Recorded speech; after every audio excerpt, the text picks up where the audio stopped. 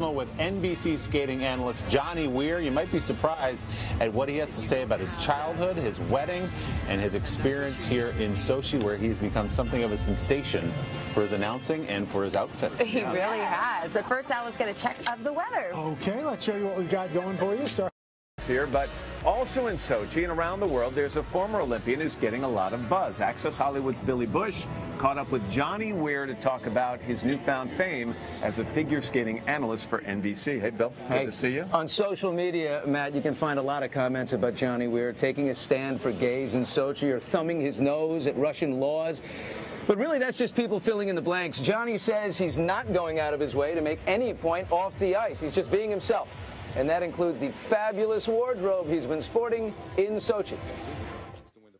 The fact that there are 10 men vying for a bronze medal is outrageous. Right? Everybody's waiting and watching to see what you're going to wear next. Are you going to run out of clothes? We're only halfway through the Olympics.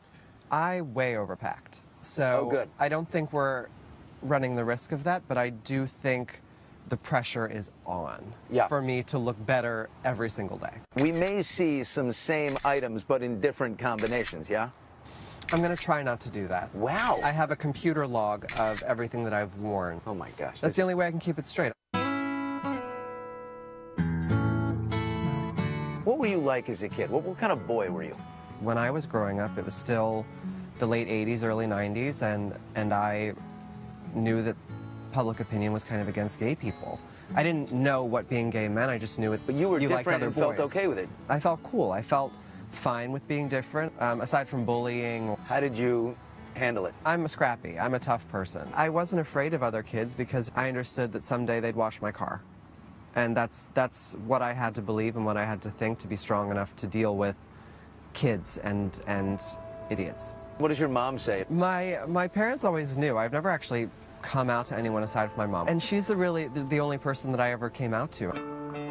You're married to Viktor Voronov. My husband was actually in the closet until about a month before we were married. Because he's Russian? Because he's Russian, he's Jewish. He comes from a very strict and judgmental sort of world. How do you say iceberg skating palace in Russian? Дворец зимнего спорта, айсберг. I've never felt bad being in this country. I've trained here, I've stayed and sort of lived here for extended periods of time, and I'm not afraid of Russia. I've never had one bad homophobic experience here. I haven't come to Russia to make a statement in any way. I've come to Russia to do my job and to do it well. And that's the most important thing about being in Russia to me. He's an outspoken guy. He's making a name for himself here in Sochi. He is, and by the way, controversy follows Johnny. You noticed in the interview he's wearing a fur jacket, right? People are, up in arms about that. Johnny defends it. I more interview tonight on Access Hollywood, but he defends that jacket. It's something that, look, some people think it's a Mercedes-Benz, as a sign that you've made it. For Johnny, it's a fur, and he's willing to take the heat with it. Well, Johnny and Tara have been a great duo as commentators. We've got another U.S. ice dancing duo, Meryl Davis.